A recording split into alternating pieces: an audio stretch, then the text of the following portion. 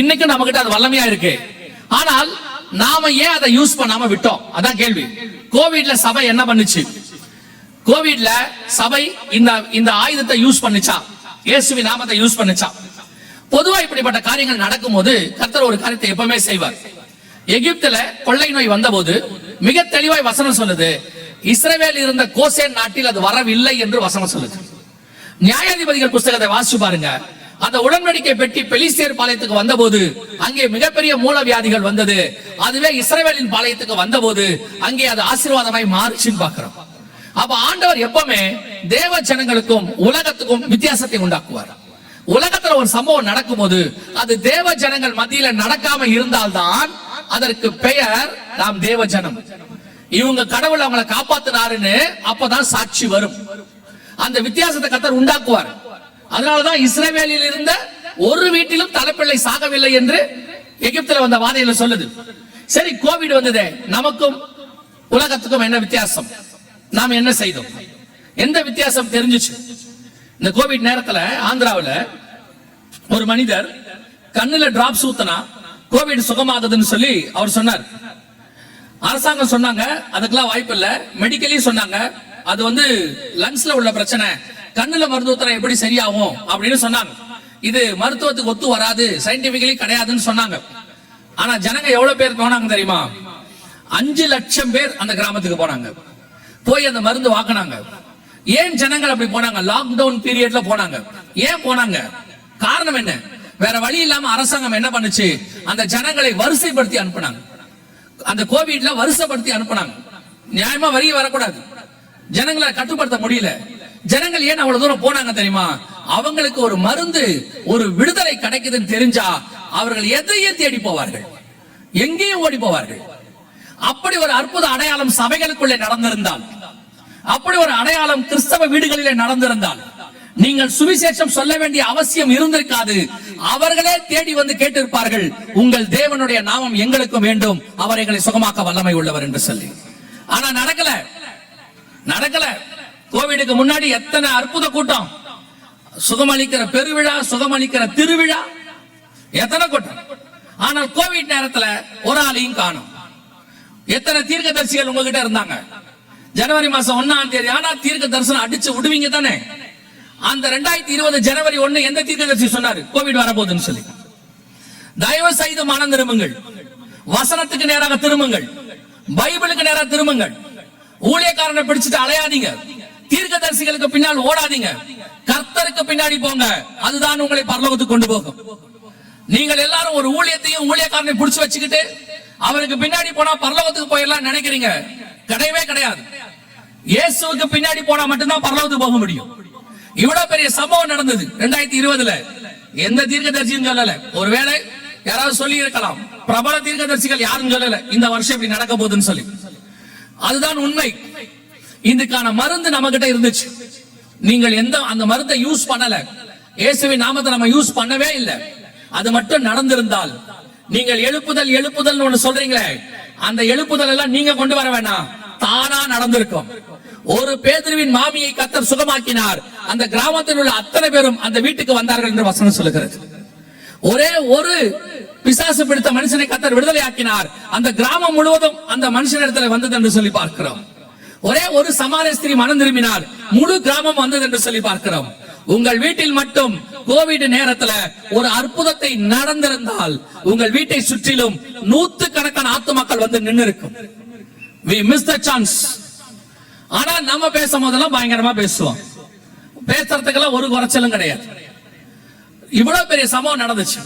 WHO report படி 2 கோடி பேர் செத்துருக்காங்க. நல்லா தெரிஞ்சுக்கொள்ளுங்க, 2 கோடி பேர் செத்துருக்காங்க. WHO report. ஒரு அன்அபிஷியல் ரிப்போர்ட் இருக்கு, அதை விட 8 மடங்கு பேர் செத்துருக்காங்கன்னு சொல்லி உலகளாவிய அந்த ரிப்போர்ட்டின் கணக்கு படி பார்த்தா 16 கோடி. WHO ரிப்போர்ட் படி 2 கோடி. உண்மையா 2 கோடியே வச்சுக்கொள்வோம்.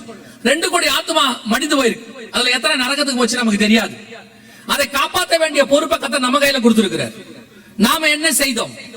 நமக்கு என்ன தெரியுமில்ல, நாம் வாரந்தோறும் சபைக்கு போயிட்டு வருவதே பெரிய விஷயம். அப்படியே குடும்பமா நல்ல கார்ல போய் 2 வீலர்ல போய் இறங்கிட்டு அப்படியே ஆடம்பரமா படடமா போயிட்டு வந்துட்டோம்னா பரலோகத்துக்கு போயிருவோங்கிற எண்ணம். உங்களை சுத்தி இத்தனை ஆத்மா செத்துச்சு. கதவை சாத்திக்கிட்டு வெளியே வராத கூட்டம் நீங்க. அவர்களுக்கு வந்து ஒரு சுவிசேஷம் சொல்லாத கூட்டம். நான் நலமா இருக்கணும், நான் என் பிள்ளைகள் நல்லா இருக்கணும், அவ்வளவுதான் கிறிஸ்தவம். இன்னைக்கு the most selfish generation இதுதான் கிறிஸ்தவத்துல. 2000 வருஷமா கிறிஸ்தவம் என்றால் சேவை, சர்வீஸ். தன்னுடைய ஜீவனை கொடுத்து மிஷனரிகள் கொண்டு வந்த இடம் இது. எங்க இருந்தோ மிஷனரி எங்க இருந்தோ புறப்பட்டு வந்து, அது ராக்லாண்ட் ஐயாவாக இருக்கட்டும், யார் வேணாலும் இருக்கட்டும், இங்க வந்து தன் இன்னுயிரை கொடுத்து எல்லாவற்றையும் கொடுத்து நம்மளை உருவாக்குனாங்க. அவங்க கொடுத்துட்டு போனதெல்லாம் சேர்த்து வச்சுக்கிற கூட்டம். நீங்க எத்தனை பேருக்கு சுவிசேஷம் சொன்னீங்க? கோவிட்ல எத்தனை பேரை உங்களால காப்பாற்ற முடிஞ்சிச்சு? கர்த்தர் சொன்னது என்ன? போய் சகல ஜாதிகளுக்கும் சுவிசேஷம் சொல்லுங்க. ஆனா நாம என்ன செய்தோம்? இயேசு கிறிஸ்து எல்லாவற்றையும் கொடுப்பார். இதை தவிர வேற மெசேஜே கிடையாது கடந்த 20 வருஷமா. அதனுடைய விளைவு என்ன? நம் கண்களுக்கு முன்பாக 2 கோடி பேர் செத்து போனாங்க. 2018 WHO சொல்லுது, 2000 வருஷத்துக்கு முன்னாடி பைபிள் சொல்லுது. ஆனா சபை ஆயத்தம் இல்லை, ஜனங்களை மீட்பதற்கு வழி இல்லை. சபை நல்ல மூடி கதவை மூடிட்டு உட்காந்துக்குச்சு. அதுல ஒரு சந்தோஷம் எங்களுக்கு வரல, அதுல ஒரு சந்தோஷம். தன்னையே கொடுத்து எல்லாரையும் மீட்டெடுத்தவர் தேவன். 12 அப்போஸ்தலர்களும் தங்களை ஜீவனை கொடுத்து இந்த சுவிசேஷத்தை பிரசங்கித்தார்கள். நீங்களும் எங்களுக்கு ஒண்ணு வரல, நாங்க நல்லா இருக்கிறோம் அந்த கூட்டம். அதுல நீங்க சந்தோஷப்படுறீங்க, அதுல ஒரு சாட்சி. கவனித்துக் கொள்ளுங்கள். இதை ஏன் நான் உங்களுக்கு இவ்வளவு ஸ்ட்ராங்கா சொல்றேன் தெரியுமா? சொல்வதற்கு ஒரு காரணம் இருக்கு. ஏன் நடந்து முடிஞ்சிருச்சு, சரி போகட்டும். ஆனால் WHO ரிப்போர்ட் இப்பொழுது ஒன்று இருக்கிறது. கோவிடை பார்க்கலாம் கொரோனாவை விட பல மடங்கு பெருசு, 20 மடங்கு பெருசான அந்த மாதிரி வைரஸ் ஒன்று வருகிறது. ஆயத்தப்பட சொல்லி எல்லா கவர்மெண்ட்டுக்கும் அவர்கள் அபிஷியலாக எழுதிட்டாங்க. நான் உங்களுக்கு கடைசியாக காட்டுறேன். எல்லா அரசாங்கத்துக்கும் எழுதிட்டாங்க. இப்ப நீங்க நானே என்ன பண்ண போறோம்? உங்களுக்கும் எனக்கும் என்ன இருக்குது? நம்மளை பொறுத்த வரைக்கும் ஒரு ஆவிக்குரிய கடமை இருக்கு. என்னது? ஞாயிற்றுக்கிழமை சர்ச்சுக்கு போயிட்டு வர்றது, அவ்வளவுதான். அவ்வளவுதான் ஆவிக்குரிய கடமை. இஸ்ரவேலனுக்கு என்ன இருந்துச்சு? ஓய்வு நாள் தோறும் அவன் கர்த்தருடைய ஆலயத்துக்கு போயிட்டு வருவான், அவ்வளவுதான். அவனுக்கு வேற கடமை கிடையாது. அதே தான் இப்ப ஆவிக்குரிய இஸ்ரவேலர்கள் நிலைமை. நமக்கு இவ்வளவு பெரிய விஷயத்தை ரிப்போர்ட் கொடுத்திருக்காங்க. இப்பவே 2 கோடி பேர் செத்துருக்கான். இதை விட 20 மடங்கு பெருசு வருதுன்றாங்க. யோசிச்சு பாருங்க, எவ்வளவு பெரிய காரியத்தை இந்த உலகம் செய்ய போகுது, எவ்வளவு பெரிய காரியங்கள் வரப்போகுது. இதற்கு நீங்களும் நானும் என்ன செய்ய போகிறோம்? நான் நல்லா இருக்கணும், என் குடும்பம் நல்லா இருக்கணும் மட்டும். இப்ப கூட உங்க மைண்ட்ல என்ன ஓடும் தெரியுமா? அப்படியா ஒண்ணு வருதா, இப்பவே மாஸ்க் பண்டிலா வாங்கி வச்சுக்கணும்னு தோணும் உங்களுக்கு. அதை தவிர உங்க மைண்ட்ல வேற ஒண்ணுமே ஓடாது. நான் விசுவாசிக்கிறேன். நீங்கள் திருப்பி திருப்பி ஒரு வார்த்தையை சொன்னீங்க 2 நாளா, சிவகாசியிலே ரொம்ப எல்லாரும் சேர்ந்து ஒண்ணு பண்றோம்னு. நீங்கள் ஒருவேளை கர்த்தருக்கு சித்தமானால் இந்த கூட்டத்திற்கு பிறகு சிவகாசியும் இதை சுத்தி இருக்கிற மொத்த மாவட்டத்திற்கும் இங்கிருந்து தான் சுவிசேஷம் புறப்படணும், இங்கிருந்து தான் எழுப்புதல் வரணும். அடுத்த மிகப்பெரிய மீட்புக்குரிய ஜனங்கள் இங்கிருந்து தான் போகணும். உங்க மூலமா தான் கர்த்தர் செய்யணும். வெறும் கேட்கிறவர்களை மாத்திரம் அல்ல, உங்களை எடுத்து கர்த்தர் பயன்படுத்த விரும்புகிறார். கேட்டுட்டு போகும்போது நல்லா இருந்துச்சு, பயமா இருந்துச்சு, சூப்பரா இருந்துச்சு, உங்களுடைய சர்டிபிகேட் எங்களுக்கு வேண்டாம். அந்த சர்டிபிகேட்டை வச்சு பரலோகம் ஒண்ணும் செய்யாது. இந்த கூட்டத்துக்கு பிறகு ஒரு கூட்டம் எழும்பணும். வெறும் சும்மா மாசந்தோறும் கூடுற கூட்டம் இல்ல. நாங்கெல்லாம் போயிட்டு வந்தோம் முழுவர ஜெபத்துக்கு, நாங்க உபவாச ஜெபத்துக்கு போனோம், திறப்பின் வாசலுக்கு போனோம். இது தேவையில்லை. கர்த்தருக்காக எழும்பி பிரகாசிக்கிற கூட்டம் ஒன்று வர வேண்டும். ஒரு கூட்ட ஆத்துமக்களை ஆதாயம் பண்ணுகிற கூட்டம் ஒன்று வர வேண்டும். அதுக்காக தான் கர்த்தர் உங்களை கூட்டி இருக்கிறார். கர்த்தர் பட்சத்தில் இருக்கிறவன் யார்? மோசே கேட்ட அதே கேள்வி இன்னைக்கு உங்களுக்கு இருக்கு. திறப்பின் வாசலை நிற்கத்தக்கதான ஒரு மனுஷனை தேடினேன், அதே கேள்வி உங்களுக்கும் இருக்கு. ஆண்டவர் அதைத்தான் சொல்றாரு, என் காரியமா யார் போவார்? அதே கேள்வி உங்களுக்கும் இருக்கு. நான் நல்லது, நான் என் குடும்பம் சம்பாதிச்சோம், சந்தோஷமா இருக்கோம், 2 தலைமுறைக்கு சொத்து சேர்த்து வச்சோம், நாங்க நிம்மதியா இருக்கோம். உன்னுடைய சொத்தும் அத்தனையும் ஒரு அழிவு வருமானால் உன்னோடு கூட மடிந்து போகும். ஆனால் உன் கூட வரப்போகிற சொத்து நீ சம்பாதிக்கிற ஆத்துமக்கள் மட்டும். அதுதான் பரலோக ராஜ்யம் வரைக்கும் வந்து நிற்கும். 20 வருஷமாக கிறிஸ்தவம் ஆசீர்வாதத்தின் மார்க்கமாக மாறி உன்னை பணத்தாசை பிடித்தவர்களாக, பொருளாசை பிடித்தவர்களாக, நிலத்தாசை பிடித்தவர்களாக மாற்றி இருக்கிறார்கள். சர்வ வல்லமையுள்ள தேவன் சொல்லுகிறார், தலை சாய்க்க இடமில்லை.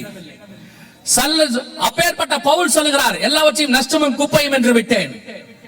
உங்களை கொண்டு கர்த்தர் ஒரு பெரிய மீட்பை கட்டளையிட விரும்புகிறார். இந்த சிவகாசி இந்த இடத்தில் இருக்கிற கூட்டம் தான் அடுத்த 120 பேர் இங்க உருவாகணும். எழுப்புதலுக்கான ஆட்கள் இங்கிருந்து தான் உருவாகணும். உங்களுக்குள்ளே கர்த்தர் பேசுகிறார், உங்களை எடுத்து கர்த்தர் பயன்படுத்த விரும்புகிறார். இந்த கூட்டத்திற்கு பிறகு ஒரு மிகப்பெரிய மாற்றம் இந்த மாவட்டம் முழுக்க வரணும். அதற்கு நீங்கள் தான் காரணமாக இருக்க வேண்டும்.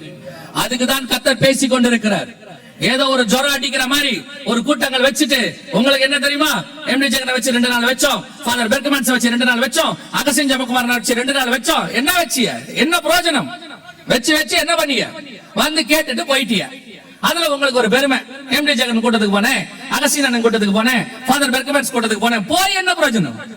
உங்க பையன் பேக தூக்கிட்டு ஸ்கூலுக்கு போறான், பேக் எடுத்துட்டு போறான், சாப்பாடு எடுத்துட்டு போறான், எல்லாம் போறான். பாஸ் ஆக வேண்டாமா? திருப்பி நல்ல மார்க் வர வேண்டாமா? போயிட்டு வரேன்னு சொல்றதுல என்ன இருக்கு? நீங்கள் கூட்டத்துக்கு போவது முக்கியம் அல்ல, திரும்பி போகும்போது என்ன மாற்றம் உங்களுக்குள்ள வந்தது என்பதுதான் முக்கியம். வந்த வண்ணமாய் நீங்கள் திரும்புகிறீர்கள் என்று சொன்னால் இந்த கூட்டம் வேஸ்ட். எவ்வளவு பேர் இங்க வந்தீங்கன்றதே எங்களுக்கு முக்கியமே கிடையாது. இவ்வளவு பேர் வந்திருக்கிறீங்க, எவ்வளவு பேர் கர்த்தருக்காக எழும்ப போறீங்கன்றதா முக்கியம். கர்த்தர் உங்களுக்கு கொடுக்கிறதான அறைகோவல் இது. எழும்பி கர்த்தருக்காக பிரகாசிக்கிற ஒரு வாலிப கூட்டம் தேவை. ஒரு வாலிப கூட்டம் எழும்பினால் ஒரு தேசத்தினுடைய தலையெழுத்தையே மாற்ற முடியும் என்று நாம் பார்க்கிறோம். நீ மட்டும் எழும்பினால் கர்த்தர் கடைசி காலத்துடைய எழுப்புதலை உன் கையில் தான் கர்த்தர் கொடுத்து வச்சிருக்கிறார். மடிந்து கொண்டிருக்கிற ஜனங்களுக்கு உன்னை தவிர வேற யாரையும் எடுத்து பயன்படுத்த முடியாது. உனக்குள்ள அந்த பாரம் வராமல் நான் எனது என்னுடையது என்று சொல்லி நீ இருப்பாயானால் உன்னை விட்டு கர்த்தர் எடுத்து கல்லை பயன்படுத்துவார், கழுதையை பேச வைப்பார். ஆனால் அந்த பலன் உனக்கு கிடைக்காது. இது கர்த்தர் கொடுக்கிறதான எச்சரிப்பு, அதே நேரத்தில் அழைப்பு. தயவு செய்து எழும்புங்கள். அடுத்து நீங்கள் எதிர்பார்க்காத மிக மோசமான காலம் ஒன்று வருகிறது. அந்த காலத்தை நீங்கள் கணிக்க கூட முடியாது. நீங்கள் எதிர்பார்க்காத மிகப்பெரிய பேரழிவு உலகளாவிய வருகிறது.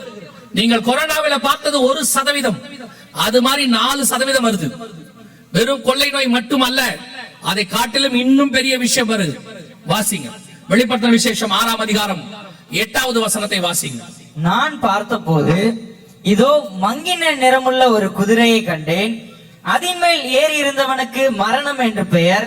பாதாளம் அவன் பின் சென்றது. பட்டயத்தினாலும் பஞ்சத்தினாலும் சாவினாலும் பூமியின் துஷ்ட மிருகங்களினாலும் பூமியின் கார்பங்கில் உள்ளவர்களை கொலை செய்யும்படியான அதிகாரம் அவைகளுக்கு கொடுக்கப்பட்டது. நாம் ஏன் இந்த வசனத்தை வாசித்தோம் தெரியுமா? 6ஆம் அதிகாரம் 8ஆம் வசனத்தை, அவர் 4ஆம் முத்திரை உடைத்த போது இதோ ஒரு மங்கின நிறமுள்ள குதிரையை கண்டேன். இதை ஏன் நம்ம வாசிச்சோம் தெரியுமா? சிவப்பு குதிரைக்கு அடுத்து மங்கின நிறமுள்ள குதிரை தான் வரணும். வாசிங்க சகரியாவின் புஸ்தகம் 1ஆம் அதிகாரம் 8வது வசனம் வாசிங்க.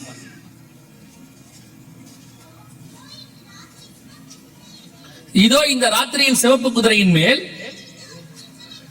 ஏறி இருந்த ஒரு புருஷனை கண்டேன். அவன் பள்ளத்தாக்கில் இருக்கிற மிருது செடிகளுக்குள்ளே நின்றான். நல்ல கவனிங்க, திருப்பி வாசிங்க. மிருது செடிகளுக்குள்ளே நின்றான். அவனுக்கு பின்னாலே சிவப்பும் மங்கின நிறமும் வெண்மையுமான குதிரைகள் இருந்தன. கவனித்துக் கொள்ளுங்கள், சிவப்புக்கு அடுத்து மங்கின நிறமுள்ள குதிரை வர வேண்டும் என்று சகரியா 1:8 சொல்லுது. இப்போ இவ்வளவு நேரம் நீங்கள் கேட்டதெல்லாம் சிவப்பு நிறமுள்ள குதிரையை பற்றினதான விஷயங்களை கேட்டீர்கள். மங்கின நிறமுள்ள குதிரை ஒன்று வர வேண்டும் என்று சகரியாவுக்கு கர்த்தர் வெளிப்படுத்துகிறார். சிவப்பு குதிரை என்ன செய்யும் என்று யோவானுக்கு வெளிப்படுத்தப்பட்டது. ஆனால் சிவப்பு குதிரை வரும் என்று சகரியாவுக்கு சொல்லப்பட்டது. அதே போல சிவப்புக்கு அடுத்து மங்கின நிறமுள்ள குதிரை வரும் என்று சகரியாவுக்கு சொல்லப்படுகிறது. ஆனால் மங்கின நிறமுள்ள குதிரை என்ன செய்யும் என்று யோவானுக்கு வெளிப்படுத்தப்படுகிறது. அதுதான் நீங்கள் வாசித்த வசனம் 6:8. யோவான் எழுதின சுவிசேஷம், அவர் 4ஆம் முத்திரையை உடைக்க கண்டேன். இதோ ஒரு மங்கின நிறமுள்ள குதிரையை கண்டேன். அவன் பின்னால் பாதாளம் சென்றது. இதுதான் இந்த அடுத்து நடக்க வேண்டிய சம்பவம். நீங்கள் அறிந்திருக்கிறபடி 2023 மே மாசத்தில் இந்த கோவிட் ஒரு முடிவுக்கு வந்தது. ஆனால் முடிவுக்கு வந்ததுன்னா அந்த வைரஸ் இன்னும் அந்த கொள்ளை நோய் முடிவு வரல. அது இன்னும் நடந்துகிட்டே இருக்கு. இன்னும் சொல்லிட்டே இருக்காங்க, அடுத்த வேரியன்ட் வருது. அதான் வசனம் சொல்லுது, பூமியிலே சுற்றி திரியும்படி கேட்டுக்கொண்டன, அவைகள் சுற்றி திரிந்தன. அப்படின்னா என்ன அர்த்தம்? அது திருந்துகிட்டே இருக்கும், கொள்ளை நோய் இருந்துகிட்டே இருக்கும். தெளிவாக ஆண்டவர் சொன்னபடியே நடக்குது. ஆனால் அதுக்கு நடுவுல அதுக்கு அடுத்து மங்கின நிறமுள்ள குதிரை வரும். இது என்ன செய்யும் என்று சொன்னால் 6:8 வெளிப்படுத்தல் சொல்லுகிறது, 4 விதமான காரியங்களை பூமியில நடப்பிக்கும் என்று சொல்லி பார்க்கிறோம். ஒன்று பட்டயம், இன்னொன்று பஞ்சம், இன்னொன்று சாவு, இன்னொன்று துஷ்ட மிருகங்களினால் உண்டாகிற மரணம். 4 விதமான காரியங்கள் வரும் என்று சொல்லி பார்க்கிறோம். 2023 மே மாதம் இந்த கோவிட் எமர்ஜென்சி முடிவுக்கு வந்ததாக சொன்னாங்க. மாஸ்க் போட வேண்டாம், வேக்சின் சர்டிபிகேட் கொண்டு போக வேண்டாம், எந்த விதமான செக்கப்பும் தேவையில்லை, இப்ப நம்ம நார்மல் ஆயிட்டோம் அப்படின்னு சொன்னாங்க. ஆனா இதுக்கு அடுத்து மங்கிய நிறமுள்ள குதிரை 2023 அக்டோபர் மாசம் அந்த பட்டயம் என்று சொல்லக்கூடிய யுத்தம் ஒன்று ஆரம்பித்தது. அந்த மங்கிய நிறமுள்ள குதிரையில முதல்ல உள்ளது பட்டயம். இந்த பட்டயம் என்று சொன்னால் அவன் கையில், தூதன் கையில் பட்டயம் இருந்தால் அதற்கு பேர் கொள்ளை நோய். நார்மலா பட்டயம் என்று சொன்னால் அது யுத்தத்தை குறிக்கும். நேபுகாத்நேச்சாரின் பட்டயம் உன்மேல் வரும், கோலியாத் பட்டயத்தை பிடித்திருந்தான், தாவீதின் கையில் பட்டயம் இல்லாதிருந்தது. அப்படின்னா என்ன அர்த்தம்னா அவங்க யுத்தத்துக்கு வந்திருக்கிறாங்கன்னு அர்த்தம். அப்போ வேதம் சொல்லுது இந்த கோவிடுக்கு அப்புறம் ஒரு யுத்தம் ஒன்று வரும். முதலாவதாக மங்கிய நிறமுள்ள குதிரை அடுத்து வரும் என்று சொல்லி பார்க்கிறோம். 2023 மே கோவிடுடைய எமர்ஜென்சி முடிவுக்கு வருது. 2023 அதே வருஷம் அக்டோபர் மாசம் 7ஆம் தேதி யுத்தம் ஆரம்பிக்கிறது. எந்த யுத்தம்? கடைசி காலத்தினுடைய நடக்க வேண்டிய, சபை காலத்தில் நடக்க வேண்டிய யுத்தம். ஆண்டவர் சொன்னது இது கடைசி கால யுத்தம். எங்க இருக்குது வாசிங்க. நீங்க இந்த 2 அதிகாரத்தை மார்க் பண்ணி வச்சுக்கோங்க, வீட்டுல போய் படிங்க. இப்போ தேவையான வசனம் மட்டும் சொல்றேன். எசேக்கியேல் 38:8 வாசிங்க பாப்போம். 38:8.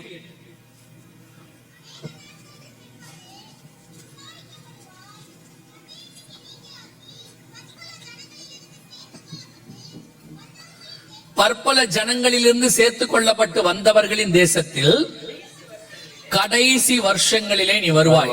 அப்ப இந்த யாரை பத்தி சொல்லப்பட்டிருக்கு இருக்கட்டும், நான் சொல்லும் போது வாசி. அந்த இடத்துல யாரை பத்தி சொல்லப்பட்டிருக்கிறதுனா பற்பல ஜனங்களிலிருந்து சேர்த்துக் கொள்ளப்பட்ட இஸ்ரவேல் ஜனங்களுக்கு மேல ஒரு சண்டை வரும், ஒரு யுத்தம் ஒன்று வரும். இஸ்ரவேல் மேல் தான் வருமா அப்படின்னு கேட்டீங்கன்னா அதே அதிகாரம் 16ஆம் வசனம் சொல்லுது, என் ஜனமாகிய இஸ்ரவேலை அப்படின்னு அங்க வசனம் சொல்லுது.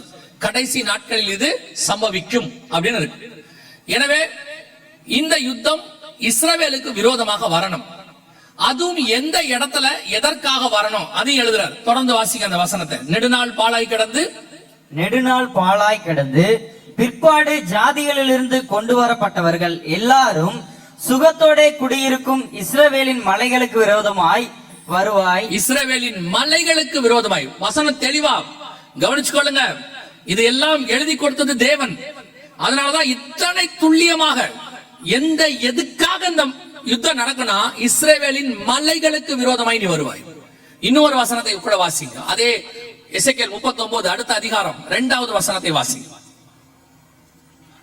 நான் உன்னை திருப்பி உன்னை 6 துறடுகளால் இழுத்து உன்னை வடபுறங்களில் இருந்து எழும்பவும் இஸ்ரவேல் மலைகளில் வரவும் பண்ணி. இந்த வசனம் ஒரு தடவைக்கு 2 தடவை கர்த்தர் சொல்றாரு, இஸ்ரவேலின் மலைகளுக்கு விரோதமாய் இந்த யுத்தம் வரும். உங்களுக்கு தெரியும், எந்த ஒரு விஷயத்தையும் 2 முறை சொன்னால் அது ரொம்ப முக்கியமான விஷயம் என்று அர்த்தம். இயேசு மெய்யாகவே என்றால் வேறு, மெய்யாகவே என்றால் அது ஒரு அழுத்தம், முக்கியம் என்று அர்த்தம். அப்படியானால் 2 தடவை இந்த வசனத்துல வருது, இஸ்ரவேலின் மலைகளுக்கு விரோதமாய் நீ வருவாய். 2023 அக்டோபர் 7 இஸ்ரவேலுடைய மலை எங்களுக்கு வேண்டும் என்று இந்த யுத்தம் ஆரம்பித்தது. இது பாலஸ்தீனர்கள் இஸ்ரவேலுடைய டெம்பிள் மவுண்ட் என்று சொல்லக்கூடியதான இந்த தேவாலய மலை என்று சொல்வார்கள்.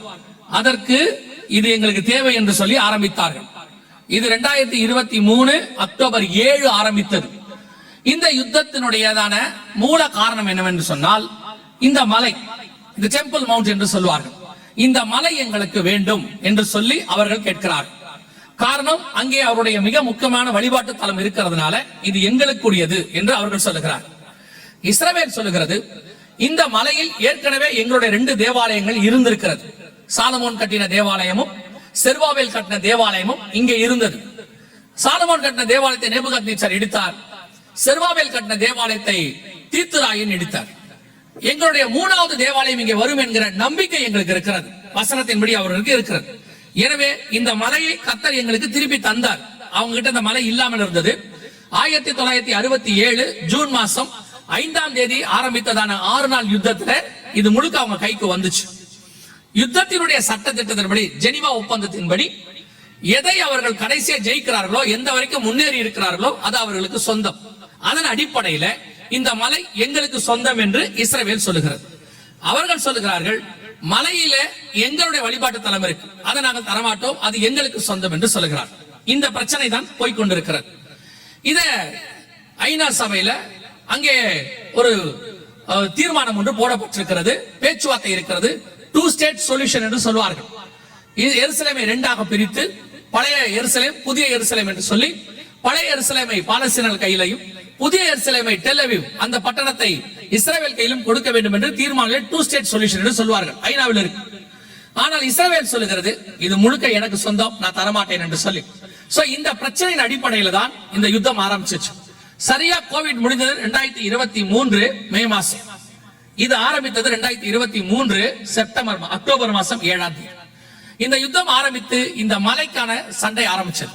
இப்ப நீங்க பார்த்துட்டு இருக்கிற ஈரான் இஸ்ரேல் அமெரிக்கா யுத்தம் அதனுடைய ஆரம்ப புள்ளி இங்கதான் இருக்கு. இங்கதான் இப்ப கூட பென்யமின் நெத்தன்யாகு இஸ்ரேலிய பிரதமர் அவர் சொல்லும் போது ஒரு வார்த்தை சொல்லுவார், அக்டோபரில் ஆரம்பித்ததான இந்த யுத்தம் என்பார். அவர் சொல்லும் போதே 2023 அக்டோபரில் ஆரம்பித்தது என்பார். இன்னைக்கு நடக்குதுன்னு சொல்ல மாட்டார், அங்க ஆரம்பிச்சதுன்னு சொல்லுவார். நல்லா கவனிச்சு பாத்தீங்கன்னா உங்களுக்கு தெரியும். ஆரம்பித்ததான இந்த யுத்தம் இது 6-8 வெளிப்படுத்தல இருக்கு. இதான் அந்த பட்டயம். இன்னைக்கு நீங்க பார்த்து கொண்டிருக்கும் போது இந்த யுத்தத்துக்கு நிறைய பேர் உள்ள இருக்கிறாங்க. ஆரம்பிக்கும் போது அமாசுக்கும் இஸ்ரேலுக்கும் ஆரம்பிச்சிச்சு. அதற்கு பிறகு லெபனான், ஏமன், ஹவுதிஸ், அதுக்கப்புறம் ஈரான், அதுக்கப்புறம் ஈரான் வந்து யுஎஸ், அதுக்கப்புறம் ஈரான் வந்து குவைத், பஹ்ரைன் எல்லாம் அடிக்க ஆரம்பிச்சு ஏறக்குறைய 10ல இருந்து 16 நாடுகள் இன்னைக்கு யுத்தத்துல இருக்கு. இந்த யுத்தம் இன்னைக்கு முடியும் நாளைக்கு முடியும் எல்லாம் பேசிக்கிட்டே இருக்கிறாங்க. ஆனால் இந்த யுத்தம் முடிவுக்கு வராது. நேத்து கூட ஒரு மிகப்பெரிய அரசியல் தலைவர் பிரான்ஸ்ல இருந்து சொல்லி இருக்கிறாரு, அதெல்லாம் முடியாது இப்போ அப்படின்னு சொல்லி இருக்கிறார். சோ இந்த யுத்தமானது இன்னும் பெருசாக மாறும். ட்ரம்போடைய ட்வீட்டை போய் பாருங்க. ஒரு அமெரிக்க ஜனாதிபதியோட ட்வீட் மாதிரியே இருக்காது. நைட் ஒண்ணு பேசுவாரு, காலையில் ஒண்ணு பேசுவாரு. பொதுவா அமெரிக்க ஜனாதிபதிகள் ஒண்ணு சொன்னா அது சொன்னதுதான். அந்த இவர் சொல்ற மாதிரி, தரியுமன்னன் சொல்ற மாதிரி, பிலாத்து சொல்ற மாதிரி, எழுதினதே என்ற மாதிரி அந்த ஜனாதிபதி சொன்னா ஒரு எழுத்து அப்படி அந்த மொத்த அந்த வல்லமையும் ஒண்ணும் இல்லாம இருக்கிற ஆள் யாருன்னா ட்ரம்ப் தான். டெய்லி ஒண்ணு போடுவாரு, முடிஞ்சிருச்சும் பாரு, ஆயிடுச்சும் பாரு, திருப்பி தாக்க போறேன் பாரு. இது நடந்துட்டே இருக்கு. இன்னைக்கு உலகமே ஒரு கன்ஃபியூஷன்ல இருக்கு. இது என்ன ஆகும் ஏதாகும் நல்லா புரிஞ்சுக்கோங்க. இந்த மலைக்கு முடிவு வராமல் இந்த யுத்தம் நிக்காது. இந்த மலை யாராவது ஒருத்தர் கைக்கு போகணும். குறிப்பாக இது இஸ்ரவேல் கைக்கு தான் போகும். அவங்க தான் அதை எடுப்பாங்க. இந்த யுத்தம் அங்கதான் போய் முடியும். எப்படி